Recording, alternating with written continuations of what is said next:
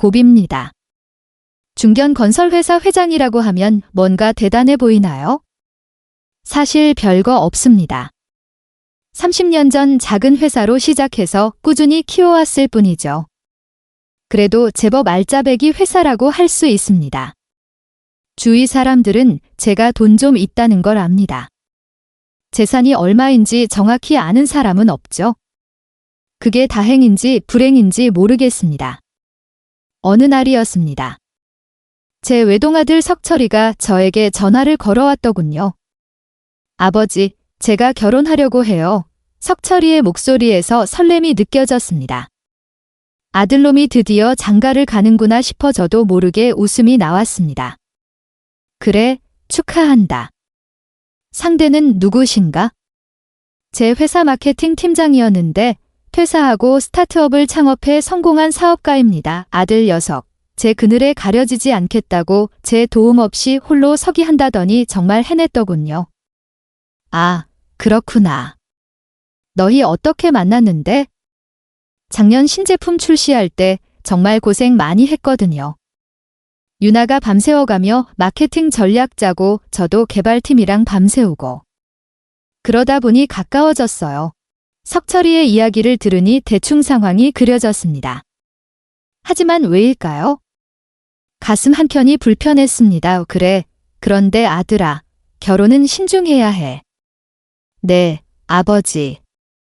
무슨 말씀이세요? 아니, 그게 일하면서 만난 사이라 서로에 대해 잘 모를 수도 있잖니? 아버지, 저희가 얼마나 오래 알고 지냈는데요. 서로에 대해 잘 알아요. 석철이의 목소리에 약간 불만이 섞여 있었습니다. 제가 너무 성급했나 싶더군요. 그래, 그렇겠지? 아버지가 너무 조심스러워서 그런 거야? 그럼 언제 한번 만나볼까? 주말에 시간 내세요. 유나랑 같이 찾아뵐게요. 전화를 끊고 나니 마음이 복잡해졌습니다. 왜 이렇게 불안한 걸까요? 아들의 결혼 소식에 기뻐해야 할 텐데 말입니다. 며칠 후 석철이와 정유나를 만났습니다. 정유나, 확실히 매력적인 여성이었습니다. 하지만 뭔가 석철이를 대하는 태도가 어색해 보였습니다. 아버님, 처음 뵙겠습니다. 정유나라고 합니다. 아, 그래. 반갑네요. 인사를 받으며 저는 그녀의 눈빛을 살폈습니다. 뭔가 계산적인 느낌이 들었습니다. 제가 너무 예민한 걸까요? 식사를 하는 내내 저는 정유나를 관찰했습니다. 그녀는 석철이에게는 다정한 미소를 지어 보였지만 제게는 어쩐지 경계하는 듯한 태도였습니다. 아버님, 저희 결혼 허락해 주실 거죠? 정유나가 갑자기 물었습니다. 그 질문에 석철이도 저를 바라보더군요. 그야 물론. 하지만 서두르지 말고 천천히 생각해 보는 게 어떻겠나. 아버지, 무슨 말씀이세요? 저희 충분히 생각했어요. 석철이가 약간 화가 난 듯 말했습니다. 정유나는 잠시 굳은 표정을 지었다가 이내 밝은 미소를 지었습니다. 아버님, 걱정 많이 하시는 것 같아요. 저희가 서로 정말 사랑한다는 걸 보여드릴게요. 그 말을 듣는 순간 제 마음속에 의심이 깊어졌습니다. 왜 이렇게 서두르는 걸까? 석철이의 재산만 노리는 건 아닐까? 그날 이후 저는 며칠 동안 고민했습니다. 어떻게 하면 정유나의 진심을 알 수 있을까? 그러다 문득 한 가지 생각이 떠올랐습니다. 그래, 내가 직접 확인해 봐야겠어. 저는 결심했습니다. 제 모든 것을 버리고 변장을 해서 정유나를 시험해 보기로 말입니다. 극단적인 방법일지 모르지만 이것만이 제 아들을 지킬 수 있는 유일한 방법이라 생각했습니다. 다음 날 저는 제 오랜 친구이자 회사 이사인 정 이사를 불렀습니다. 정 이사, 자네 내 부탁 하나만 들어주게. 회장님, 무슨 일이십니까? 내가 잠시 회사를 떠나 있어야 할 것 같아. 갑자기 무슨 일이신지. 석철이 결혼 문제 때문이야. 내가 직접 예비 며느리를 시험해 봐야겠어. 정 이사의 눈이 커졌습니다.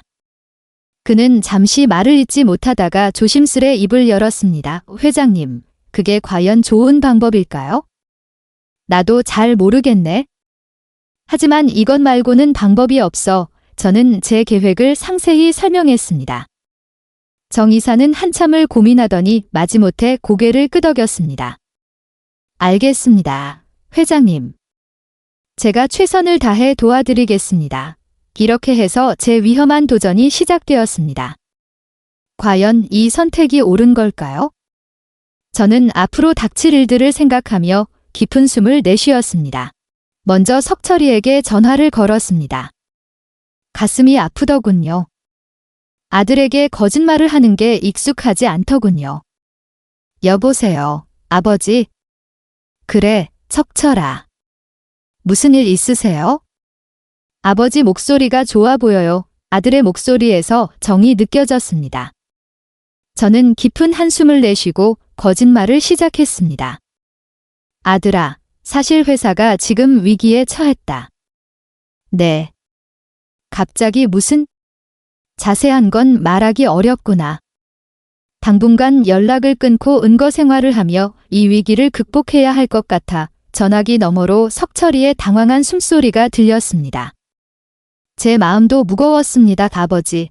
제가 뭐 도와드릴 일은 없나요? 아니다.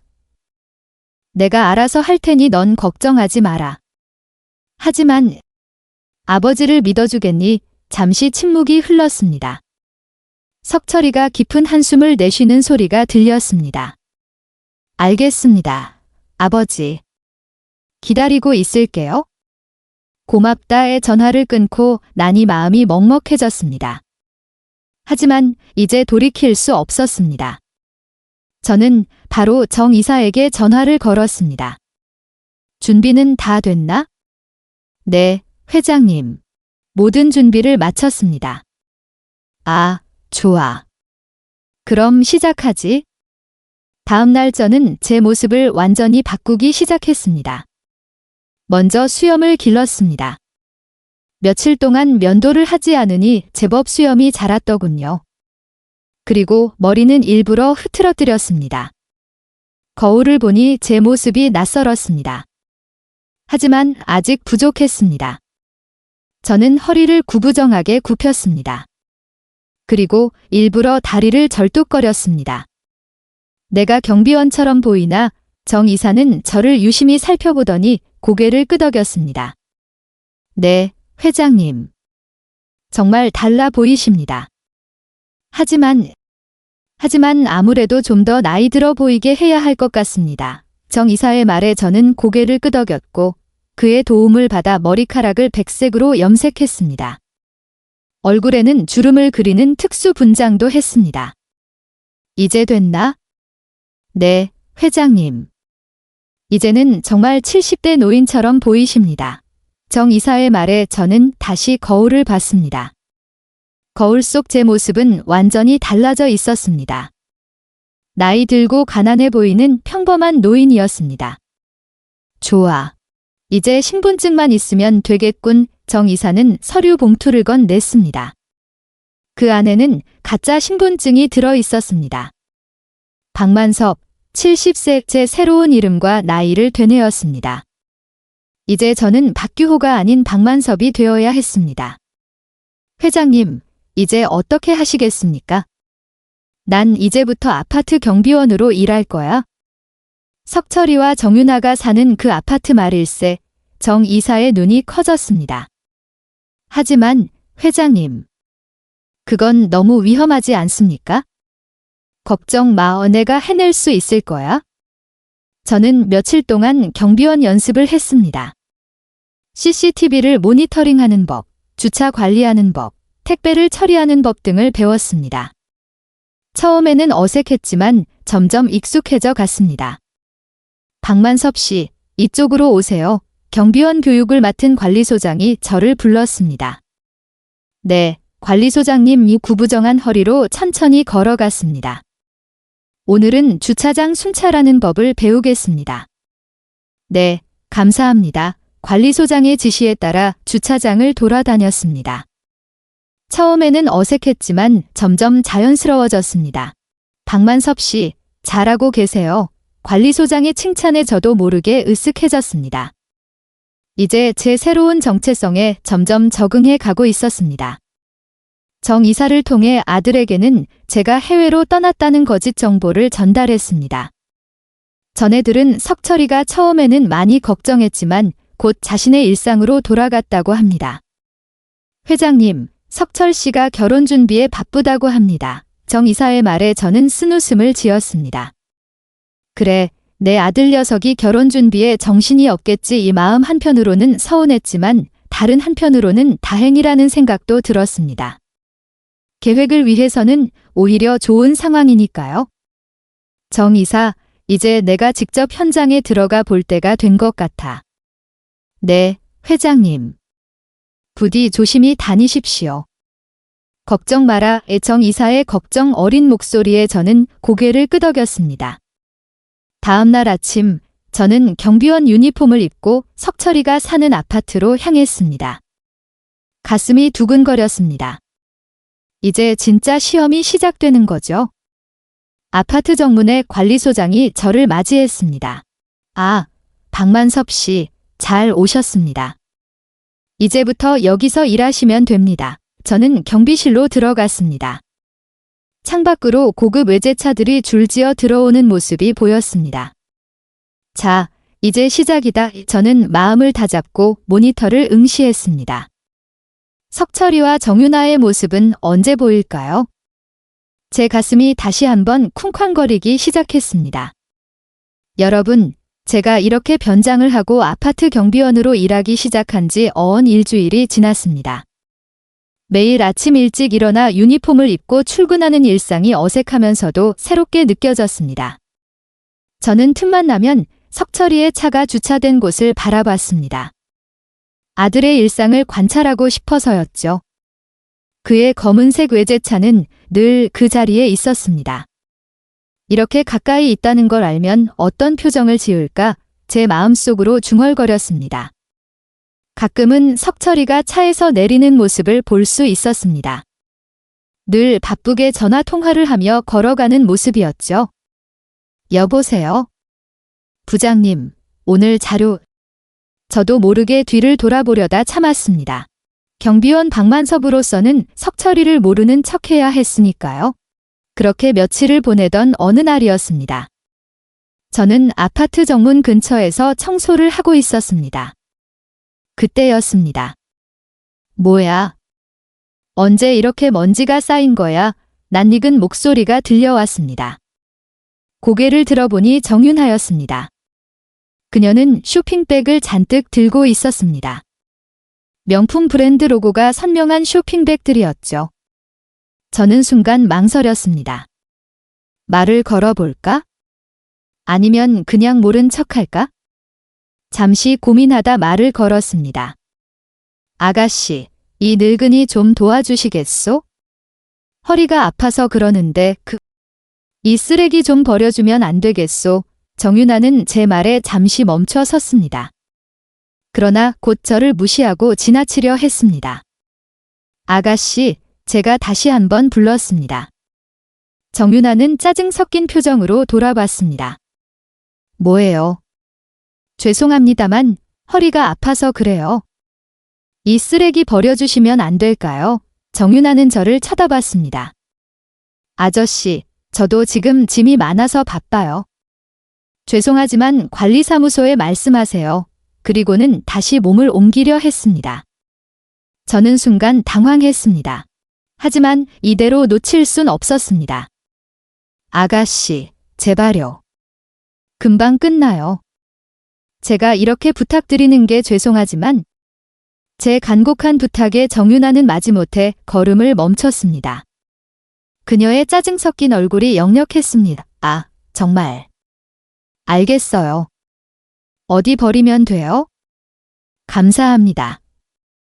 정말 감사합니다. 저는 연신 고개를 숙이며 인사를 했습니다. 정윤아는 마지못해 제가 건넨 쓰레기 봉투를 받아들었습니다. 어휴, 냄새 나네요. 그녀가 인상을 찌푸리며 말했습니다. 저는 죄송하다는 말을 연신 반복했습니다. 정윤아는 빠른 걸음으로 쓰레기통으로 향했습니다. 쓰레기를 버리고 돌아온 그녀의 표정은 좋지 않은 기색이 그지없었습니다. 제 마음이 아팠습니다. 이런 사람이 신부된다고 걱정이 앞섰습니다. 하지만 저는 끝까지 친절한 미소를 잃지 않으려 노력했습니다. 고마워요, 아가씨. 젊은 사람들이 이렇게 친절하니 보기 좋소. 정윤아는 제 말에 대꾸도 없이 엘리베이터로 향했습니다. 저는 그녀의 뒷모습을 오래도록 바라보았습니다. 엘리베이터 문이 닫히고 나서야 저는 한숨을 내쉬었습니다. 첫 만남부터 이렇게 불편할 줄은 몰랐습니다. 아들이 좋아하는 사람이 저런 사람이란 말이냐, 저도 모르게 중얼거렸습니다. 하지만 이제 겨우 시작일 뿐이라고 생각했습니다. 한 번의 만남으로 사람을 판단해서는 안 되겠지요. 그날 저녁 저는 경비실에 앉아 오늘 있었던 일을 정리해 보았습니다. CCTV 모니터를 보며 생각에 잠겼습니다. 과연 내가 하는 일이 옳은 걸까? 잠시 의문이 들었습니다. 하지만 곧 마음을 다잡았습니다. 아들을 위해서라면 이 정도쯤이야. 그때 CCTV에 석철이의 모습이 보였습니다. 퇴근하는 모양이었습니다. 그의 뒤로 정윤아가 따라 나왔습니다. 두 사람이 이야기를 나누는 모습이 보였지만 소리는 들리지 않았습니다. 석철이가 무언가 말하자 정윤아가 고개를 저었습니다. 그러자 석철이 다시 뭔가 제안하는 듯 했고 정윤아는 잠시 생각하더니 고개를 끄덕였습니다. 두 사람은 어깨를 나란히 하고 건물 안으로 들어갔습니다. 하지만 저는 방금 전 정윤아의 모습을 잊을 수 없었습니다. 석철이 앞에서의 그녀와 저를 대하던 그녀는 너무나 달랐으니까요. 앞으로 더 지켜봐야겠구나. 저는 마음을 다잡으며 모니터를 응시했습니다. 이제 겨우 시작입니다. 앞으로 어떤 일들이 펼쳐질지, 과연 제가 원하는 답을 찾을 수 있을지. 밤이 깊어갔습니다. 저는 경비실의 작은 의자에 앉아 깊은 생각에 잠겼습니다. 아들의 행복을 위해 이 모든 것이 옳은 선택이기를 간절히 바랐습니다. 며칠 후 갑자기 추워진 날씨에 제설 작업을 하게 되었습니다. 아침 일찍부터 나와 눈을 치우고 있는데 정윤아가 나왔습니다. 아가씨, 조심하세요. 길이 미끄럽습니다. 제가 걱정스러운 목소리로 말했습니다. 하지만 정윤아는 제 말을 무시한 채 서둘러 걸어갔고 결국 미끄러져 넘어질 뻔했습니다. 저는 급히 달려가 그녀를 붙잡으려 했지만 그녀는 제 손을 뿌리치며 말했습니다. 됐어요. 신경 쓰지 마세요. 차가운 말투에 저는 잠시 멍해졌습니다. 그녀가 떠난 후에도 한동안 그 자리에 서 있었습니다. 어느 날 저는 좀 더 과감한 시도를 해보기로 했습니다. 정윤아의 차가 주차되어 있는 곳으로 가서 일부러 그 앞에서 넘어졌습니다. 그때 마침 정윤아가 차에 타려고 나왔습니다. 저는 고통으로 신음하고 있었습니다. 길을 막지 말고 비키세요. 그녀는 차가운 목소리로 말했습니다. 그리고는 그대로 차를 몰고 떠나버렸습니다. 저는 한동안 그 자리에 누워 있었습니다. 마음이 무거웠습니다. 아들이 좋아하는 사람이 어떤 사람인지 알까 중얼거리며 겨우 몸을 일으켰습니다. 며칠 뒤 아파트 입구에서 청소를 하고 있을 때였습니다. 석철이와 정윤아가 함께 나오는 모습이 보였습니다. 저는 고개 숙여 일하는 척하며 그들의 모습을 지켜보았습니다. 석철이는 밝은 표정으로 정윤아에게 말을 걸더군요. 어르신, 날씨가 추운데 건강 조심하세요. 석철이의 따뜻한 말에 저는 가슴이 뭉클해졌습니다. 고개를 들어 그를 바라보니 서느새 이렇게 훌륭한 청년으로 자랐구나 싶었습니다. 젊은 양반도요. 석철이는 환하게 웃으며 고개를 끄덕였습니다. 하지만 정윤아는 달랐습니다. 여전히 그녀는 시종일관 무표정한 얼굴로 석철이 팔짱을 낀 채 주변을 무시하는 듯한 태도를 취했습니다. 석철이에게 정말 좋은 정원녀일까? 과연 그와 어울리는 사람일까? 그날 밤 경비실에 앉아 지금까지의 일들을 되새겨 보았습니다. 정윤아의 차갑고 이기적인 그녀의 모습, 그리고 석철이 앞에서만 달라지는 태도. 이대로 두어서는 안 되겠어. 저는 마음을 다잡았습니다. 아들의 행복을 위해 적극적으로 나서야겠다고 결심했습니다. 하지만 한편으로는 두려움도 밀려왔습니다. 제가 하는 이 일이 과연 옳은 것일까? 석철이가 알면 저를 용서할 수 있을까? 망설임 속에서도 저는 계속 지켜보기로 했습니다. 아직은 섣불리 판단할 때가 아니라고 생각했습니다. 더 많은 것을 보고 더 깊이 알아가야 한다고 믿었습니다. 조금만 더 저는 경비실에 앉아 생각에 잠겼습니다.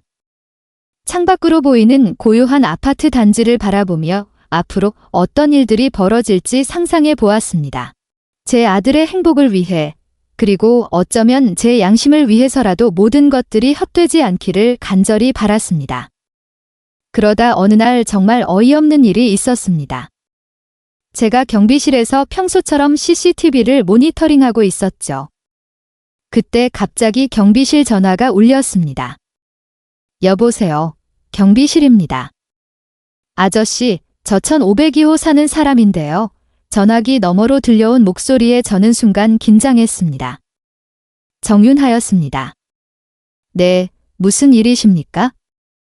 이불 널다가 이불을 떨어뜨렸어요. 이불 좀 갖다 주세요. 순간 제 귀를 의심했습니다. 이불을 갖다 달라고요? 죄송하지만 경비가 그런 일까지 하지는 않습니다. 제가 조심스레 대답했습니다. 그러자 정윤아의 목소리가 갑자기 높아졌습니다. 경비가 하는 일이 뭐예요? 이런 것도 안 하고 월급이나 받아 처먹고 있어요. 저는 깜짝 놀랐습니다. 이렇게 무례한 말을 들어본 적이 없었거든요. 아가씨, 그렇게 말씀하시면 곤란합니다. 경비의 업무는? 업무. 뭐 대단한 업무라도 있나요? 그냥 앉아서 CCTV나 보고 있잖아요. 정윤아의 말에 저는 말문이 막혔습니다. 제 마음속에서 분노가 올라왔지만 꾹 참았습니다. 아가씨, 경비도 엄연한 직업입니다. 주민들의 안전을 지키고. 됐고요. 그냥 이불 좀 갖다 주세요. 그것도 못해요. 진짜 쓸모없네요. 정윤아의 말에 저는 순간 화가 치밀었습니다. 하지만 꾹 참고 대답했습니다. 아가씨, 제가 말씀드렸듯이 그건 제 업무가 아닙니다. 죄송합니다. 아, 정말. 관리사무소에 민원 넣을 거예요. 이런 경비는. 그리고는 전화를 뚝 끊어버렸습니다. 저는 한동안 멍하니 수화기를 들고 있었습니다. 생각만 해도 답답했습니다. 어떻게 이런 이기적이고 무례한 사람이 제 아들의 신부가 될 수 있단 말입니까? 저는 의자에 털썩 주저앉았습니다. 머릿속이 복잡했습니다. 그대로 가만히 있어야 할까요? 아니면 적극적으로 나서야 할까요? 한참을 고민하다 결심했습니다. 이 일을 석철이에게 알려야겠다 말이죠. 하지만 어떻게 알려야 할까요? 제가 변장한 아버지라는 걸 밝힐 순 없었습니다. 결국 저는 정 이사에게 전화를 걸었습니다. 나야. 네, 회장님. 무슨 일이십니까? 석철이한테 연락해봐.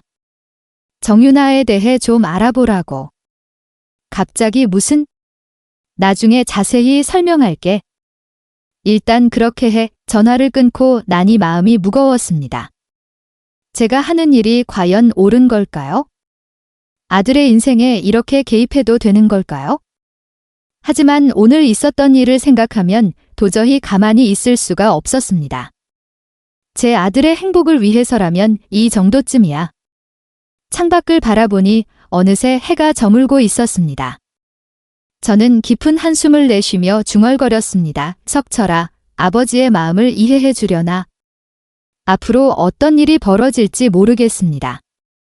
하지만 한 가지 확실한 건 제가 포기하지 않겠다는 것입니다. 아들의 행복을 위해 끝까지 지켜볼 것입니다. 제가 경비원으로 일한 지도 어느덧 2달이 지났습니다. 그동안 정윤아에 대해 많은 것을 보고 들었지만 오늘 목격한 일은 충격적이었습니다. 그날은 평소와 다름없이 모니터링을 하고 있었습니다. 석철이가 3일 일정으로 해외 출장을 간다는 걸 알고 있었죠. 그런데 오후 2시경 놀라운 광경을 목격했습니다. 정윤아가 낯선 남자와 함께 아파트로 들어오는 모습이었습니다. 처음에는 눈을 의심했습니다. 누구지? 혹시 친구일까? 친척일까? 생각해봤지만 뭔가 이상했습니다. 두 사람의 걸음걸이, 서로를 대하는 태도가 단순한 친구 사이로 보이지 않았거든요. 저는 즉시 경비실을 나와 그들을 따라갔습니다. 물론 들키지 않게 조심조심 말이죠. 그들은 석철이의 집으로 들어갔습니다. 이럴 수가. 충격을 받은 저는 한동안 그 자리에 서 있었습니다. 하지만 물러설 수는 없었습니다. 저는 아파트 복도 구석에 숨어 상황을 지켜보기로 했습니다. 시간이 얼마나 흘렀을까요? 약 2시간 후 드디어 문이 열렸습니다. 정윤아와 그 남자가 함께 나왔습니다. 그 광경을 보고 저는 그만 눈물이 났습니다. 둘은 서로 친밀한 듯 팔짱을 끼고 있었고 정윤아의 얼굴에는 미소가 가득했습니다. 한 번도 못 봤던 표정이었습니다. 이럴 수가. 그들은 제 존재도 모른 채 엘리베이터를 타고 내려갔습니다. 저는 한동안 그 자리에 서 있었습니다. 머릿속이 하얘졌습니다. 어떻게 해야 할지, 뭘 해야 할지 아무 생각도 나지 않았습니다. 겨우 정신을 차리고 경비실로 돌아왔습니다. 모니터를 보니 정윤아가 그 남자의 귓가에 뭔가를 속삭이고 있었습니다. 이걸 석철이에게 알려야 할까요? 아니면 조금 더 지켜봐야 할까요? 그날 밤 잠을 이루지 못했습니다. 계속해서 그 광경이 떠올랐습니다. 석철이를 생각하면 가슴이 아팠습니다. 다음 날부터 저는 더욱 주의 깊게 그들을 관찰했습니다. 그리고 충격적인 사실을 확인했습니다. 석철이가 없는 날이면 어김없이 그 남자가 아파트에 드나드는 모습이 목격되었습니다. 때로는 늦은 밤에 들어와 새벽에 나가기도 했습니다. 한 번은 그들이 차 안에서 입 맞추는 모습도 보았습니다. 정윤아는 석철이와 있을 때와는 완전히 다른 사람 같았습니다. 정적인 그 모습을 볼 때마다 제 마음은 찢어질 것 같았습니다. 어떻게 이런 일이 우리 석철이에게 일어날 수 있단 말입니까? 어느 날 저는 정윤아에게 말을 걸어보기로 했습니다. 그녀가 그 남자와 헤어지는 모습을 본 직후였습니다. 아가씨, 잠시 말씀 나눌 수 있을까요? 정윤아는 짜증 섞인 표정으로 쳐다봤습니다. 뭐예요? 또 뭐 도와달라고요? 아니요. 그게... 정윤아의 표정이 순간 굳어졌습니다. 왜요? 아가씨? 석철 씨를 정말 사랑하시나요? 제 질문에 정윤아는 잠시 당황한 듯 했습니다. 하지만 곧 냉정한 표정을 지었습니다. 그게 아저씨가 상관할 일인가요? 제발 주제 파악 좀 하세요. 그 말을 남기고 정윤아는 휙 돌아서서 가버렸습니다. 저는 그녀의 뒷모습을 바라보며 한숨을 내쉬었습니다. 사랑하지 않는구나. 그날 밤 저는 결심했습니다. 더 이상 지켜볼 수 없다고 말입니다. 석철이에게 진실을 알려야 했습니다. 하지만 어떻게 알려야 할까요? 제가 변장한 아버지라고 밝혀야 할까요? 아니면 다른 방법이 있을까요? 내일 석철이를 만나 모든 걸 말해야겠어. 창밖을 바라보니 어둠이 깊어가고 있었습니다. 저는 깊은 한숨을 내쉬며 중얼거렸습니다. 석철아, 아버지의 마음을 이해해주겠지. 이제 모든 것이 밝혀질 것입니다. 과연 석철이는 어떤 반응을 보일까요? 그리고 정윤아, 그녀의 운명은 어떻게 될까요? 앞으로 일어날 일들을 생각하니 가슴이 뛰었습니다. 하지만 이제 돌이킬 수는 없습니다. 아들의 행복을 위해 이 모든 것을 감내할 준비가 되어 있습니다. 내일 모든 것이 바뀔 것입니다. 여러분, 드디어 그날이 왔습니다. 제가 모든 것을 밝힐 결심을 한 날 말입니다. 아침부터 저는 초조했습니다. 경비실에서 CCTV를 주시하며 석철이의 차를 기다렸습니다. 오후 6시경 드디어 석철이의 차가 아파트 안으로 들어왔습니다. 정윤아도 함께였죠. 제 심장이 쿵쾅거리기 시작했습니다. 깊은 숨을 내쉬고 경비실을 나섰습니다. 이제 돌이킬 수 없어 중얼거리며 차를 향해 걸어갔습니다. 석철이가 차에서 내리려는 찰나 제가 다가갔습니다. 석철 씨, 잠깐 시간 좀 내주시겠습니까? 석철이가 의아한 표정으로 저를 바라봤습니다. 네. 무슨 일이신가요? 드릴 말씀이 있습니다. 정윤아 씨도 함께 들어주셨으면 합니다. 정윤아의 표정이 순간 굳어졌습니다. 뭔데요? 바쁜데 빨리 말씀하세요. 정윤아의 목소리에 짜증이 묻어났습니다. 여기서 말씀드리기는 어렵습니다. 석철 씨 댁에서 이야기를 나누고 싶습니다. 석철이는 잠시 고민하더니 고개를 끄덕였습니다. 그래요. 올라가시죠. 우리는 함께 엘리베이터를 탔습니다. 정윤아는 계속 불편한 기색을 보였습니다. 석철이의 집에 도착하자 저는 깊은 숨을 들이쉬었습니다. 자, 이제 말씀해 주세요. 무슨 일인가요? 석철이가 물었습니다. 석철 씨, 정윤아 씨, 제가 드릴 말씀은 충격적일 수 있습니다. 정윤아의 표정이 굳어졌습니다. 뭔데요? 정윤아 씨가 다른 남자와 만나고 있다는 사실을 알고 계십니까? 순간 방 안에 공기가 얼어붙은 것 같았습니다. 석철이의 표정이 굳어졌고 정윤아는 당황한 기색이 역력했습니다. 무슨 소리예요? 증거라도 있나요? 어디서 개풀 뜯어먹는 소리야? 정윤아가 날카롭게 물었습니다. 네, 있습니다. 제가 직접 목격했습니다. 저는 그동안 본 것들을 하나하나 이야기했습니다. 정윤아가 낯선 남자와 집에 들어가는 모습, 늦은 밤 함께 나오는 모습, 차 안에서 입 맞추는 장면까지. 석철이의 얼굴이 점점 붉어졌습니다. 정윤아는 새하얗게 질렸습니다. 이건 오해예요, 석철 씨. 믿지 마세요. 정윤아가 필사적으로 외쳤습니다. 그럼 설명해봐. 왜 다른 남자와 함께 있었던 거야? 석철이의 목소리가 떨렸습니다. 정윤아는 말을 더듬었습니다. 그건 친구예요. 그냥 친구라고요. 친구와 입을 맞춰? 밤늦게 집에 들어와서 새벽에 나가고 석철이의 목소리가 점점 높아졌습니다. 석철 씨, 저 거짓말 아니에요. 날 믿어요. 정윤아가 석철이의 손을 잡으려 했지만 석철이는 그녀의 손을 뿌리쳤습니다. 이제 됐어. 더 이상 거짓말하지 마. 이 결혼은 끝이야. 꺼져. 당장 이 집에서 나가. 석철이의 단호한 목소리에 정윤아는 눈물 흘리기 시작했습니다. 제발 한 번만 용서해 주세요. 용서. 넌 내 신뢰를 저버렸어. 나가. 정윤아는 흐느끼며 방을 나갔습니다. 현관문이 쾅 하고 닫히는 소리가 들렸습니다. 방 안에는 무거운 침묵이 내려앉았습니다. 석철이는 소파에 털썩 주저앉았습니다. 어르신, 정말 감사합니다. 하마터면 큰 실수를 할 뻔했네요. 석철이의 목소리가 떨렸습니다. 석철 씨, 사실 제가 드릴 말씀이 하나 더 있습니다. 네. 무슨? 저는 천천히 모자와 마스크를 벗었습니다.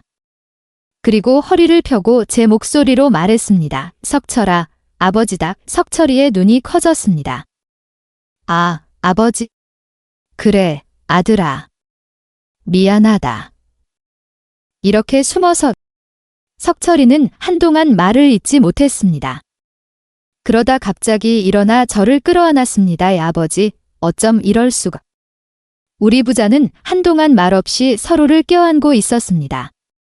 오랜만에 느끼는 아들의 체온이 따뜻했습니다. 왜 이러셨어요? 널 위해서였다, 아들아. 너의 행복을 위해서 저는 그동안의 일들을 모두 이야기했습니다. 처음 정윤아를 만났을 때의 의구심, 경비원으로 변장한 이유, 그동안 본 것들. 석철이는 묵묵히 듣고 있다가 한숨을 내쉬었습니다. 아버지, 감사합니다. 하지만 이렇게까지 하실 필요는 없었어요. 아니다. 내 인생의 가장 중요한 선택인데 아버지로서 할 수 있는 일을 한 거야. 석철이의 눈에 눈물이 고였습니다. 정말 감사합니다. 아버지, 그날 밤 우리는 오랜만에 진솔한 대화를 나누었습니다. 아버지와 아들로서, 그리고 인생의 선배와 후배로서 모든 것이 끝났습니다. 제 마음은 홀가분했지만 한편으로는 석철이가 걱정되기도 했습니다. 하지만 석철이는 생각보다 강한 아이였습니다. 아버지, 걱정 마세요. 전 괜찮을 거예요. 오히려 이렇게 알게 돼서 다행이에요. 그 말을 듣고 저는 안도의 한숨을 내쉬었습니다. 그래, 아들아. 이제 새로운 시작이다. 창밖을 보니 어느새 동이 트고 있었습니다. 새로운 하루의 시작, 그리고 우리의 새로운 시작. 이렇게 제 모험은 끝이 났습니다. 비록 힘들고 어려운 시간이었지만 아들을 위해 할 수 있는 일을 했다는 생각에 후회는 없습니다. 여러분, 사랑하는 사람을 위해서는 무엇이든 할 수 있는 법입니다. 비록 그 과정이 힘들고 고통스럽더라도 결국에는 값진 결과를 얻을 수 있을 것입니다. 이제 저는 다시 회사로 돌아갈 것입니다. 하지만 이번 경험을 통해 배운 것들은 평생 잊지 못할 것 같습니다. 그 후로 많은 변화가 있었습니다. 정윤아는 석철이와 헤어진 후 미국으로 떠났다고 합니다. 한편 뜻밖의 전환이 있었습니다. 제가 운영하던 회사에서 석철이의 회사를 인수하기로 한 것입니다. 물론 이는 순전히 비즈니스적 결정이었습니다. 석철이의 회사가 가진 기술력과 우리 회사의 자본력이 만나면 시너지 효과가 클 것이라 판단했기 때문이죠. 그리고 기쁜 소식이 하나 더 있습니다. 석철이가 통합된 회사의 사장직에 올랐습니다. 아들이지만 그의 능력을 인정받아 이사회에서 만장일치로 결정된 사항입니다. 더욱 기쁜 것은 석철이가 새로운 인연을 만났다는 것입니다. 그녀의 이름은 민지라고 봉사활동에서 만났다고 합니다. 민지는 정윤아와는 전혀 다른 사람입니다. 따뜻하고 배려심 깊은 아이죠. 석철이와 함께 있을 때 그 아이의 눈빛을 보면 진심이 느껴집니다. 얼마 전 석철이가 저에게 민지를 소개시켜 주었습니다. 그 아이를 보는 저는 직감했습니다. 지금 두 사람은 행복한 연애 중이다. 서로를 아끼고 존중하는 모습을 보면 제 마음도 덩달아 따뜻해집니다. 이제 와서 생각해보면 모든 일이 다 뜻이 있었던 것 같습니다. 삶은 예측할 수 없는 방향으로 흘러가지만 결국에는 좋은 결과가 찾아오는 법이라고. 제 이야기가 여러분에게 희망이 되었기를.